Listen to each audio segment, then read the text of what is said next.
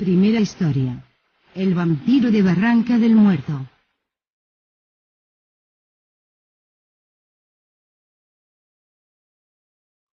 Se cuenta, hace muchos años, un hombre no logró despertar durante el último viaje del día del metro, de la línea 7, ahí, en lo más profundo del túnel.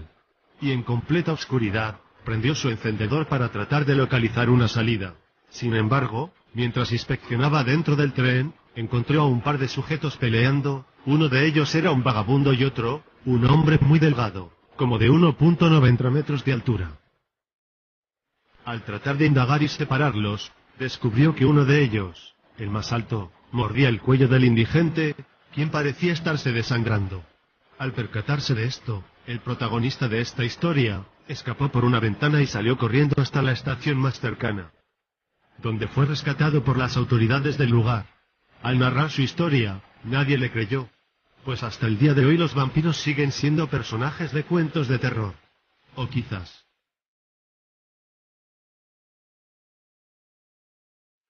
objetos extraños, encontrados en los vagones.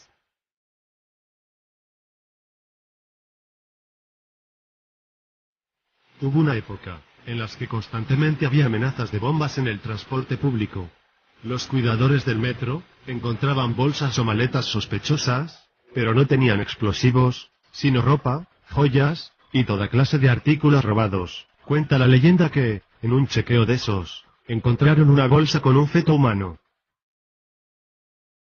Se dice también que existen sacristanes de templos coloniales, veladores de edificios antiguos, entre otras cosas antiguas, que hacen mencionar a una ciudad oculta, más viva que la nuestra, cuyo arco va de las tumbas de los frailes a las líneas del metro.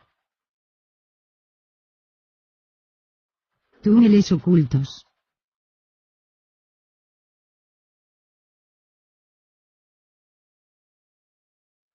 Se dice que existe un túnel secreto sin vías, que comunica las líneas 2 y B. Esto después de la estación Buenavista. Dicho túnel llega hasta las cercanías de la estación São Cosme, en la línea 2. Cuenta la leyenda que sería el pasillo de correspondencia de ambas líneas. Apariciones misteriosas.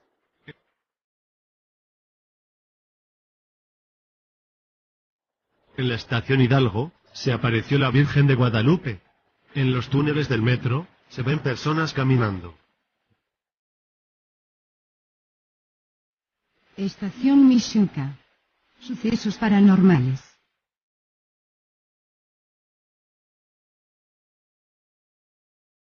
Se dice que hace tiempo, una hermosa mujer de 23 años, se suicidó en esta estación por una ruptura amorosa.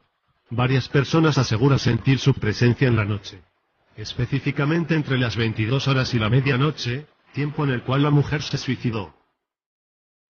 Poco tiempo después, se suscitó una tragedia que igualmente involucró a una joven mujer. Todo comenzó cuando varios jóvenes festejaban el cumpleaños de la joven y pretendían seguir la fiesta en un centro nocturno al sur de la ciudad. El metro, pensaron, sería su medio de transporte. Mientras los jóvenes esperaban el tren, se les hizo fácil seguir el ritmo de la pista que estaba a través del audiómetro. La mujer que bailaba con un joven se soltó con la brisa que llevaba el tren que se aproximaba a la estación.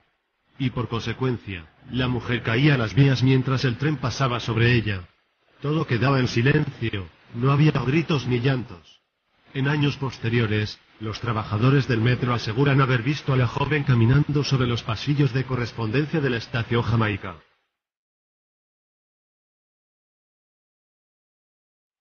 Almas en pena, dentro de los túneles del metro.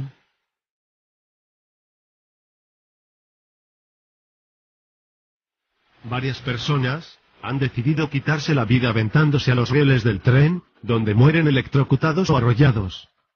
Pero muchos aseguran haber escuchado durante las noches los gritos de estas almas en pena, que aún no han logrado ver la luz.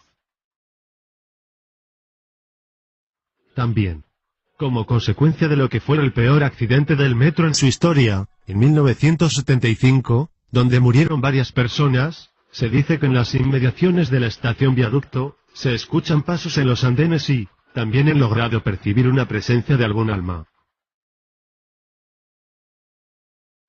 Los asesinos del metro.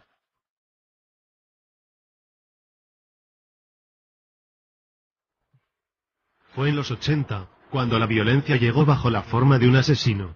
Durante varias semanas, un hombre que nunca fue identificado, se dedicó a frecuentar los andenes de diferentes estaciones.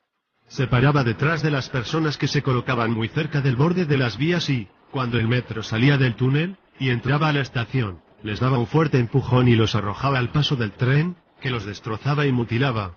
Después salía caminando tranquilamente y se iba hacia la calle, aprovechando el terror y la confusión reinantes. Las autoridades aconsejaron que la gente no se colocara cerca de las vías, y que esperaran hasta que los vagones estuvieran detenidos. Pero pocos hicieron caso.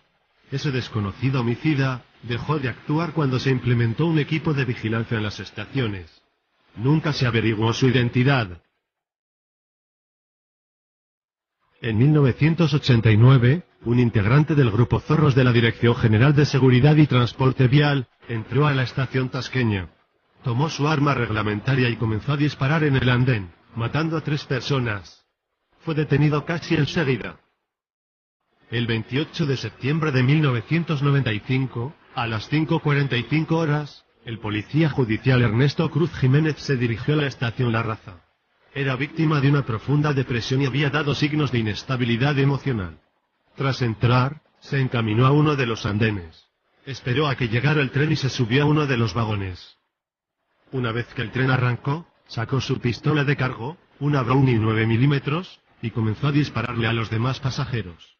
7 personas cayeron ante las balas antes de que los redujeran. En 1997, otro hombre abrió fuego en el metro Hidalgo. Mató a 2 personas antes de ser capturado. Para el año 2000, otro extraño asesino comenzó a frecuentar los andenes. Llegaba al metro Miguel Ángel de Quevedo y arrojaba ácido al rostro de otros pasajeros, para después huir. Atacó 3 veces. Después desapareció. Una de sus víctimas murió. El ataque más famoso ocurrió justamente cuando el metro celebraba sus 40 años de existencia, en 2009. Esto ocurre dentro de la estación Valderas, donde Luis Felipe Hernández Castillo dispara contra la multitud, dejando 2 personas muertas y varios heridos. Otras historias de suspenso.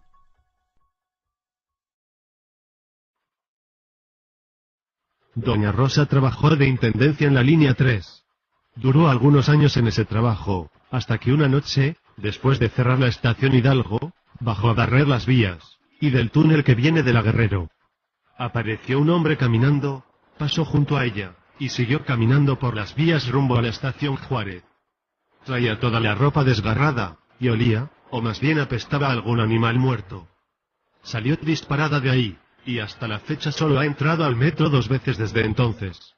El policía que revisó la zona solo pudo constatar el fétido olor, pero doña Rosa aún mantiene su aberración al metro. Muchas son las historias que se han generado, tanto en las afueras del metro, como en sus túneles. Quedará en la opinión y criterio de los demás. Entonces, ¿tú qué piensas? ¿Crees que sea real o solo fantasía?